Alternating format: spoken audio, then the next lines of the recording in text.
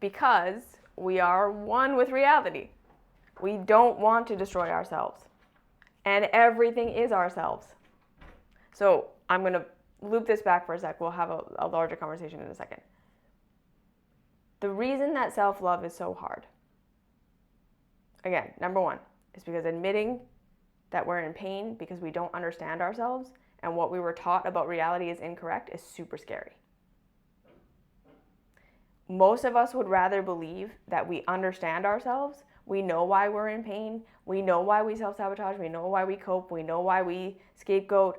If I could just stop binging, I'd be happy. If I could just stop, if I could just be thinner, I'd be happy. If I could just get that ideal body, I'd be happy. If I could just get the right job, I'd be happy. If I could just get more money, I'd be happy. If I could just get that right relationship, I'd be happy. If I could just find the right place to live, I'd be happy. There's this external thing that I know that this is why I'm in pain.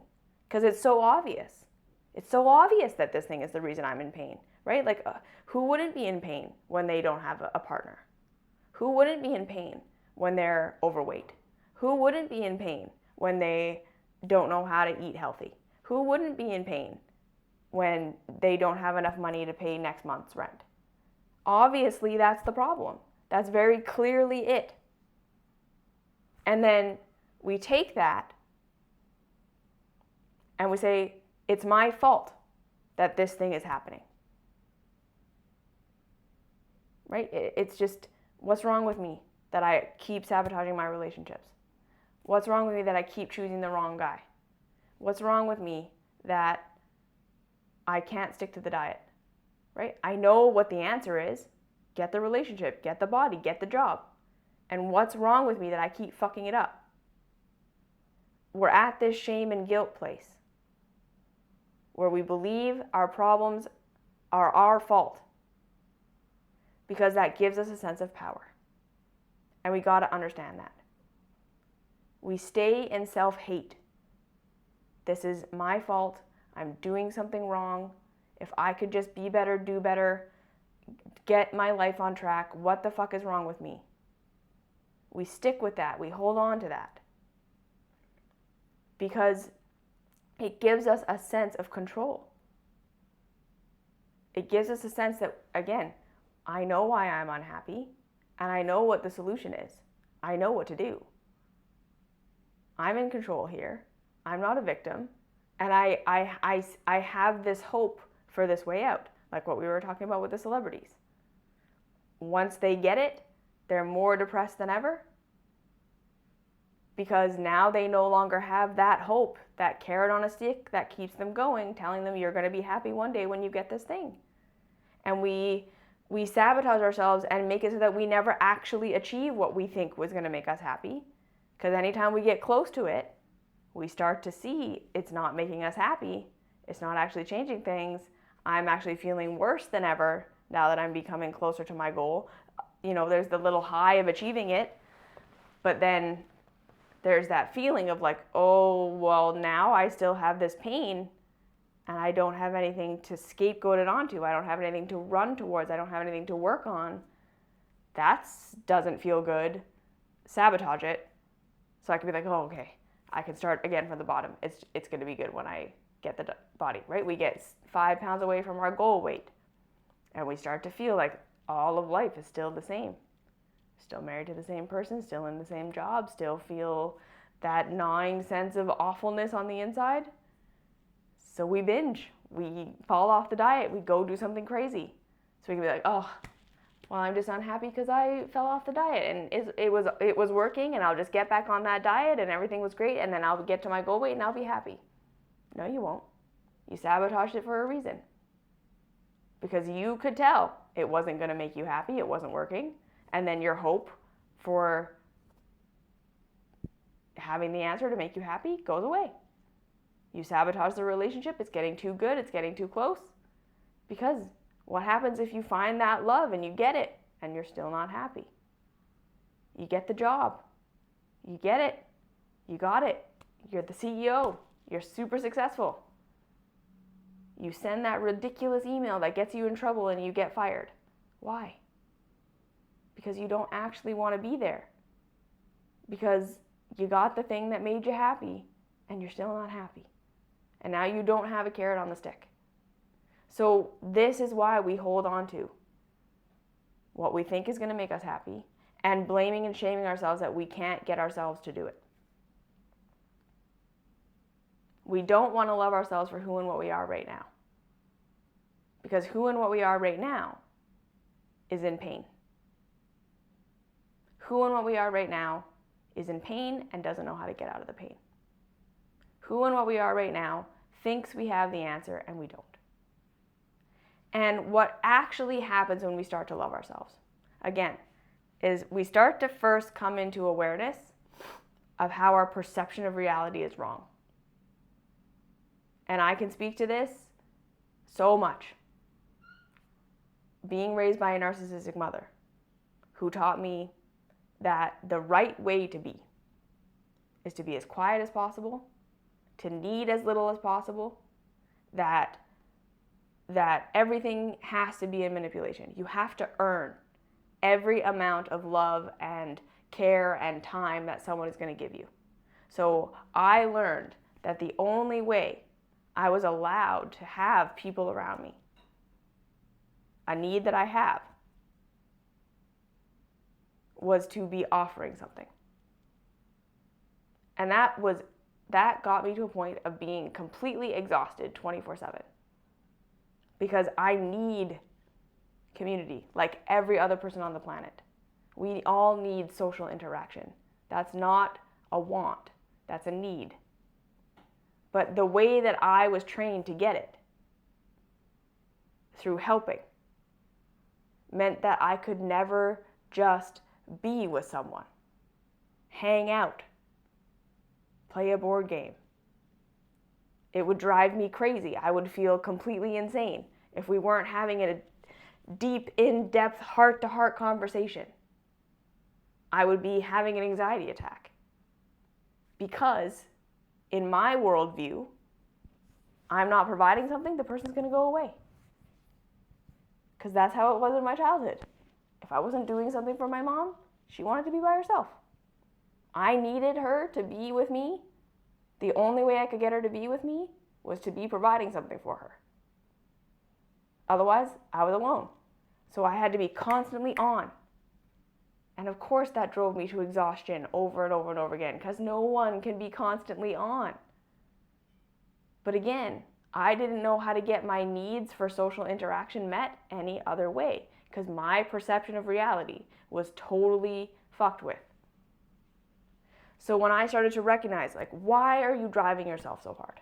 Why are you constantly getting into these relationships with these people who don't actually love you, who don't actually care about you, who take advantage of you, and who do leave every single time you're not offering something? And again, why was I constantly driving myself to be on all the time? Why was I so scared to just sit and watch a movie with somebody, or to have a silly conversation, or to play a board game, to just hang out? Well, because in my worldview, all that meant was that they were going to abandon me. And then I had to do the hard, scary thing, the really, really, totally against everything in my nervous system, right? And go back and watch my other videos on the nervous system. My nervous system was programmed that when you are not helping, when you're not serving, when you're not whatever, you're going to be abandoned, you're going to be alone. So when you really genuinely are in a place where hanging out with people is something that you need right now, my nervous system was like, you figure out what everyone around you needs and you give that. Even if you're exhausted, even if you're tired, even if you have nothing left to give, you give it, because that's the only way to get my need met. So I had to learn, and I'm still learning, how to just be with people and not provide something and prove to my nervous system that not everyone just abandons me when that happens. And it's hard and it's scary. Like literally doing the exact opposite of what I was trained to do in my childhood. I have a need. So that's the first thing too. Admitting that need, the need for social interaction. That was so hard for me. I wanted to believe that I didn't need it. that it was just something I was doing that I could grow out of. Because my mom hated it so much. She hated that I just wanted to be with her all the time. She wanted to be alone. It was annoying to her. And she would tell me, it's not my job to entertain you. It's not my job to make you happy. You go figure yourself out. Go play in your room. Go outside. So I learned early on that to even need social interaction is something wrong with me. And I was trying so hard to become an introvert who didn't need people. And I was getting more and more and more miserable. And then more and more and more addicted to helping people. And working myself to the bone. The more I tried to become an introvert, the more I would sacrifice myself over and over and over again, helping beyond my capacity, getting exhausted. Because again, it was the only way I knew how to meet this need that I wouldn't even acknowledge that I had.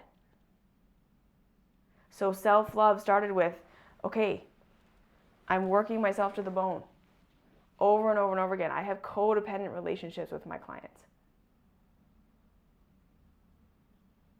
This isn't working. This isn't good.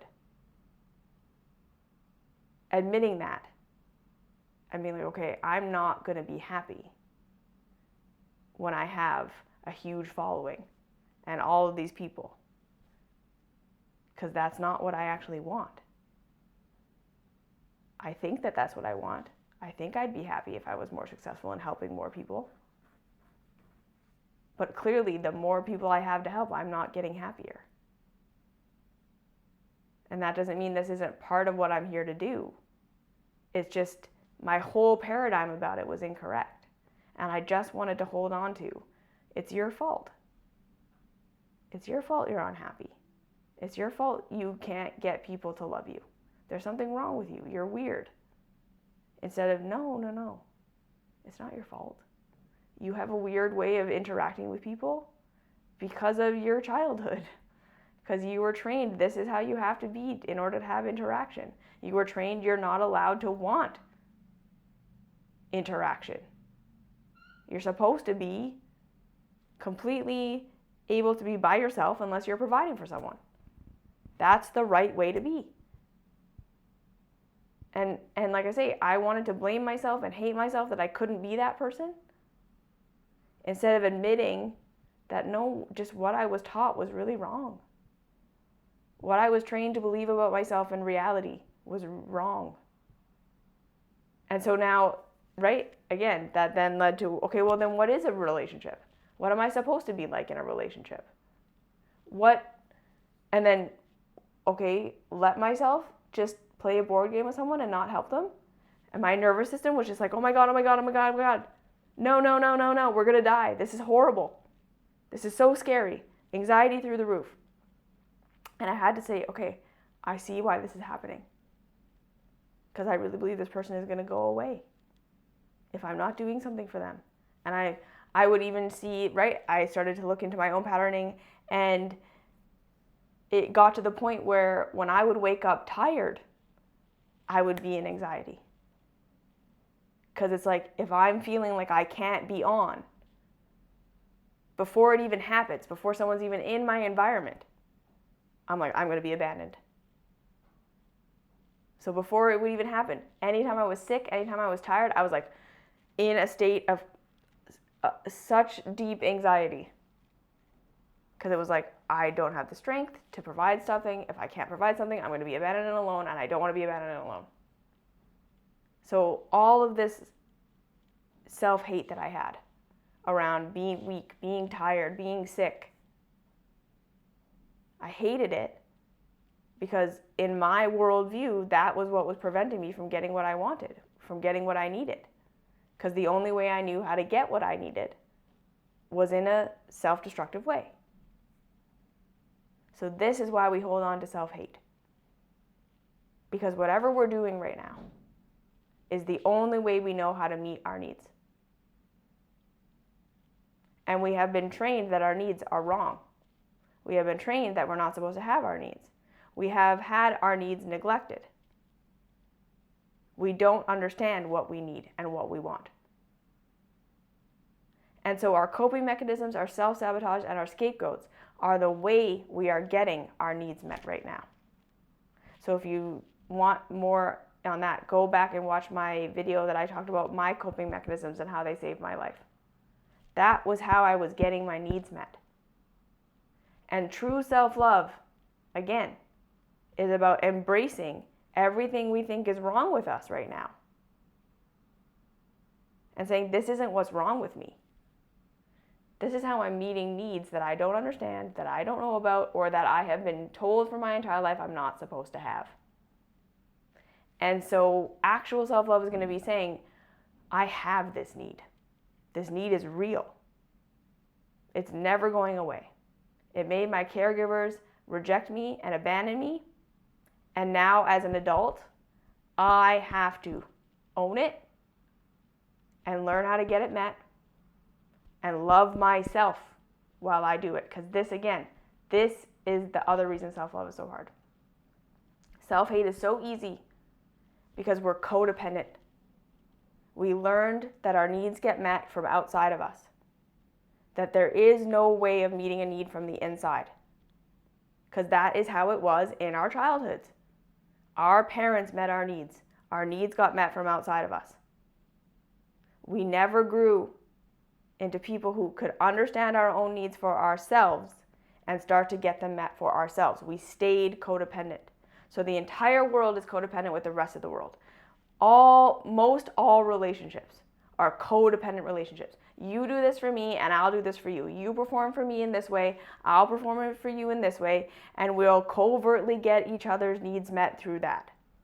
If you reject me, I have to reject myself. If you abandon me, I have to abandon myself. If I abandon you, you have to get mad at me and scapegoat it onto me and get me to love you again. We can't be okay unless we all agree we love each other and we're going to keep playing the roles that we need to play for each other.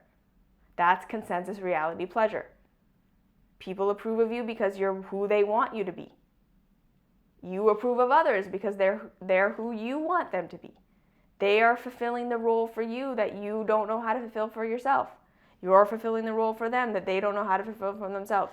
Most of our relationships are, this is the thing I know how to do, this is the thing you know how to do that I don't know how to do, so let's be together and you be my other half. And then the second the other person can't fill their role, all of a sudden shame, blame, you let me down, you're abusive, you're all these things. No. They just stop meeting your need that you don't know how to meet on your own. Because you're codependent. Because we're all codependent. True self-love is about saying, whoa, okay, I have these needs. I learned the only way to get my needs met is through someone else and something else outside of me in my childhood. Because that was the reality of childhood. But now as an adult, true self-love is about acknowledging our own needs, which is already going to be so scary because you got abandoned and you got rejected for having those needs in your childhood.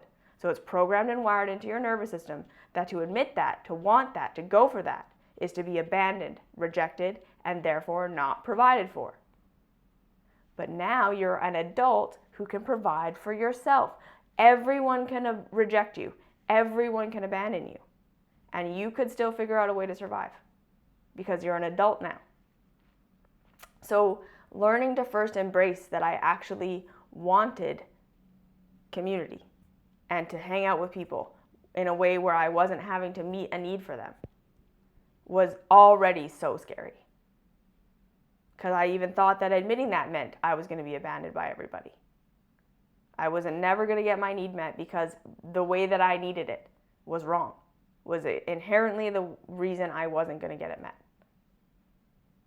And then I had to allow myself to actually hang out with people and not provide for them and let my nervous system flip the fuck out.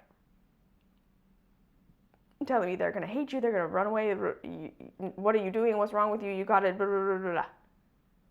And doing it anyways. And seeing, look, they didn't abandon me. We just played a board game and that's all that happened. All this crazy stuff that was going on in my head is not real. And the people that did abandon and reject me because I didn't provide something, They weren't the only people that existed. And I was able to find other friends through this process of trusting and loving myself, embracing my real self, that were capable and are capable of not needing me. Right? As I started to embrace myself, I started to be able to present my real self in relationships, not just fixer, helper, supporter, Allie. And then all of a sudden, people who were starting to want to hang out with me were wanting to hang out with me because they liked that person. Right? A lot of the other people who abandoned me because when I couldn't provide something for them, well, of course they did, because that was the only me I ever presented to them. It wasn't even that they were selfish, awful, horrible people. That was who I told them that I was. So they believed me. And then when I revealed to them that's not who I actually am, they were like, oh, well, I liked the version of you that you told me you were before. Of course they did. That wasn't their fault. That was me. So again, we hold on to self-hate because it gives us a feeling that when we get that thing that we want, that thing we think is wrong with us right now, when that is fixed, we'll be happy. It's a false narrative. Second thing, it prevents us from having to admit that our paradigm is incorrect. It prevents us from having to see that our conditioning is wrong. That what we think reality is isn't what reality is. We want to believe we have the answer. We know how we're going to get there. I will be happy when I have this huge following and I'm helping 1 million people every day and I'm this exact perfect person that my mom wanted me to be. I have no needs, I have no wants, I'm never tired, I'm always available, and I have 1 million people who are looking to me and I'm providing something for them all the time. I thought that's what was going to make me happy. And true self-love started with, okay, no. Number one, I'm a human who has capacity, a limit to my capacity. I can't help 1 million people a day.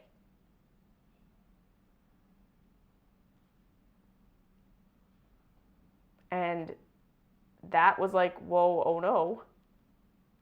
That's really scary.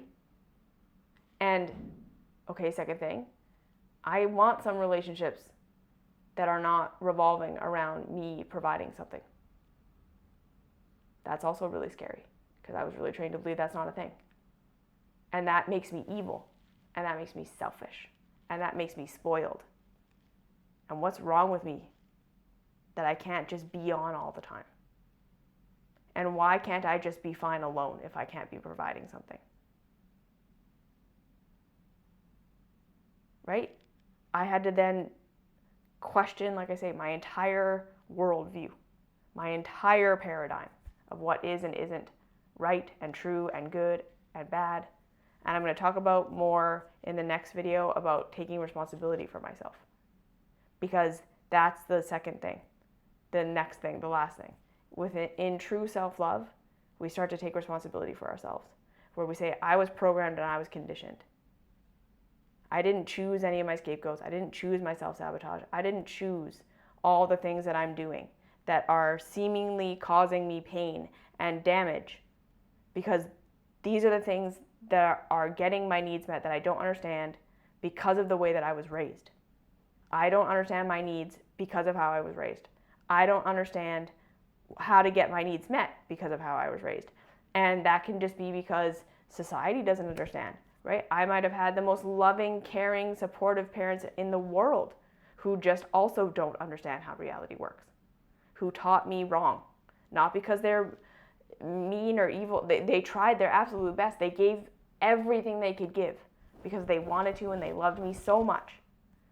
And they just were traumatized themselves. They just didn't know anything better themselves. So it wasn't this horrible, awful, your parents are awful people and that's the only way you can be traumatized. So many people had absolutely loving, compassionate, supportive, gave them everything they could give them parents that still traumatized them because they were traumatized. And that's just bottom line. They didn't understand how reality worked. They were doing the best they could with what they had. And they pass their trauma onto you. They pass their misunderstanding of themselves and reality onto you. So you're in pain now because of that, and it's no one's fault. But again, what they taught you was wrong. All the way to like in my situation, my mother is a narcissist. She taught me really messed up stuff. But again, even her situation, she was traumatized. Her childhood was awful. She's a hurting individual. She's not evil. There's nothing wrong with her. She just never healed from her trauma. And so she taught me a bunch of things that are out of alignment with truth, because she's living out of alignment with truth, because she's in a lot of pain. And so it's all of this. We don't want to really love who we are right now, because who we are right now is in pain and doesn't know what truth is. We don't know how to get our needs met. We're trained that our needs are wrong and bad, and we're supposed to be a way that we're not. And our nervous systems are so afraid to be what we really are, because in our childhoods, that's what got us abandoned and rejected. So we want to blame ourselves. We want to guilt ourselves. We want to shame ourselves. We want to believe that we're just choosing to hurt ourselves, because that feels more powerful than, I just don't know what I need. I don't know what I want. Or if I let myself to admit what I need and what I want, I can't have that because that's wrong and bad, because I was taught that that was wrong and bad. And I'm going to have to love and accept myself inside these things that I was trained never to do and never to be. I'm going to have to start to validate myself and get my needs met in the light. Hang out with people and not give them something, and just play a board game and see what happens. And that's the other thing too. You're always going to discover that when you're really meeting your needs, it's never as nefarious as you think it's going to be. Ever. You're not an evil person. You're just not. You never have been. You never will be. Any amount of terrible thing you do to others is always coming from that is the only way you know how to meet your need. And when you really embrace yourself and face that fear that you need something you've been told for your entire life you're not supposed to need, that you want something that you've been told your entire life you're not supposed to want, and you actually embrace it, you will find a way to meet that need and that want that is in alignment with supporting the life of everyone and everything around you. Because you're one with everything and everyone around you. You are a part of reality.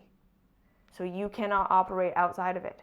When you fully acknowledge and accept who and what you are, it is naturally going to be in alignment with what serves everyone and everything.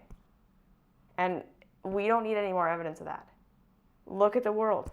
We're destructive and chaotic. How many people do you know that are actually genuinely, truly joyful and happy and free? None.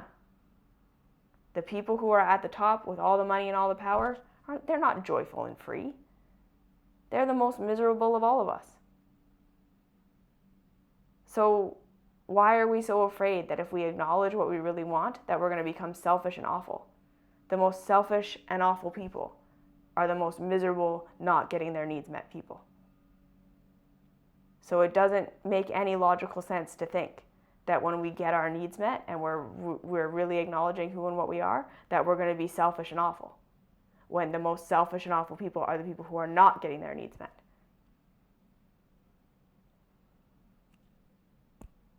This is the reality.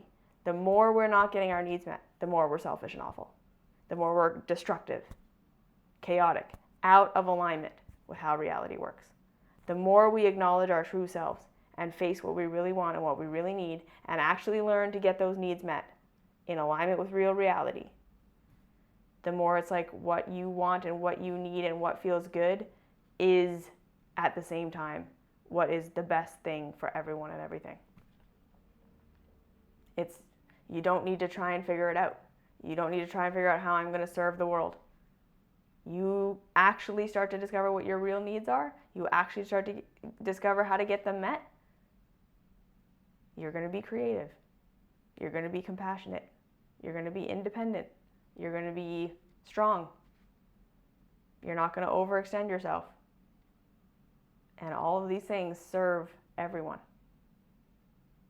You being your best self, taking the best care of you that you can, is going to create the most benevolent version of you that there is. Where everything that you want to do that serves you actually. And I know that most of us, we don't believe this. We really believe that if we love ourselves, we're going to become horrible, selfish, destructive people. Because we look at people who are rich and famous and how they destroy the planet and are selfish with everyone else, and we say, well, they're rich and happy and they are just following their pleasure. And it made them evil. No, they're not following their pleasure. That's not real pleasure. Because they're not happy. They're not satisfied. They're hungry ghosts. They hate themselves more than everyone else hates themselves. They are unsatisfied. They are addicted. They're coping. They're using people because they're not happy. They're not following their bliss. They're following consensus reality that says when you're rich and you're famous and you're powerful, you're happy. That's not reality. They're not happy. We have to stop kidding ourselves that rich, powerful, successful people are happy. Anyone who is destructive on any level is not happy. Anyone who is destructive on any level has a need that's not being met. And that's going to open our hearts. When we really understand this about ourselves, and then we can start to see it in the world, we can say, oh, okay, right? We're fearing ourselves for no reason. We have complete false belief about ourselves as a humanity. That when we follow pleasure, it equals suffering. No, we just don't know what pleasure is. We're not following true pleasure. We're not following true pain. We have stories that we've invented about what is pleasurable and what is painful that are not true. Because again, find me the CEO, the celebrity that has everything, that's happy, like truly joyful, not neurotic, not constantly in fear that they're going to lose everything, not constantly feeling like they're not good enough.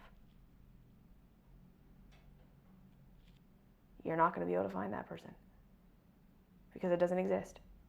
Because humans who are happy, we don't do that. We're like children. We're naturally playful. We're naturally curious. We're naturally learning. We're naturally creative. That's not a childlike way of being. That's a natural human way of being. When we're getting our needs met as humans, we're naturally playful. We're naturally curious. We're naturally compassionate. We're naturally creative, not destructive. When we're getting our needs met, that's what it's like. And the last thing, we're all holding on to self-hate because we just want our parents to come rescue us. That's, again, the other biggest bottom line. We're holding on to hating who and what we are, hoping that one day we're going to become what our caregivers wanted us to become so that they will approve of us so that we can feel safe. It's all this big loop that when we really see it for what it is, we understand why self-love is key. Because now as adults, our childhood is over. We're not going to get rescued. We're not going to get saved. Our parents can't give us that protective reality that we had in our childhoods anymore, where they protect us from the consequences of our actions because we're too young to understand everything. That is the childhood we're all still looking for. We're all still holding on to self-hate, thinking that we're gonna, again, impress our parents and be who our parents wanted us to be, or not be who our parents didn't want us to be enough. That they will finally approve of us, and then we will finally feel safe, that our needs are gonna get met, so we can grow, learn, and expand. And real self-love is about recognizing that you're going to have to be that parent for yourself.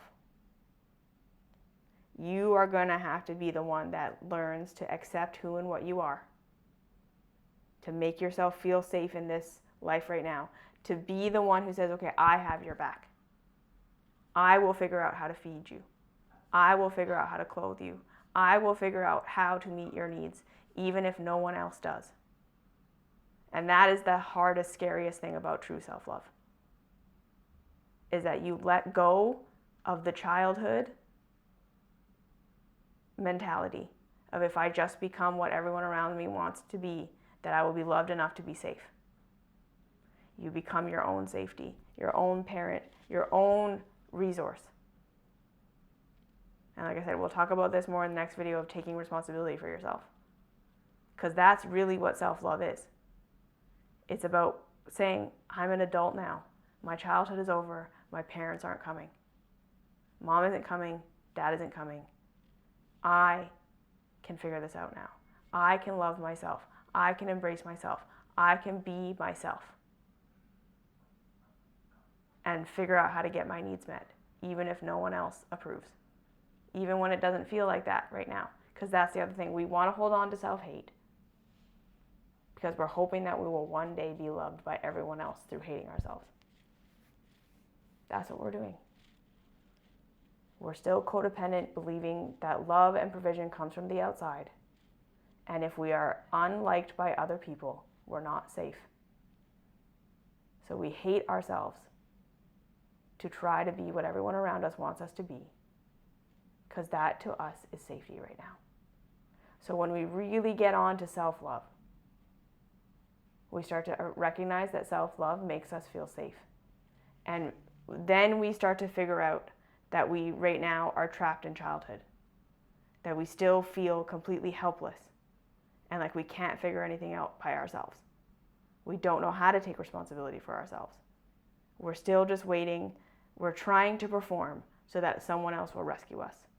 We're trying to be what other people want us to be, so that our husbands will approve of us, our partners will approve of us, our parents will approve of us, our bosses and everyone will approve of us, because we still see them as being the source of provision. We're codependent with the world. We hold on to self-hate because we're codependent with the world. We don't know how to provide for ourselves. We don't know how to support ourselves. We still think it's this big manipulative game of needs get met from outside. And if I'm not what other people approve of, they withhold from me.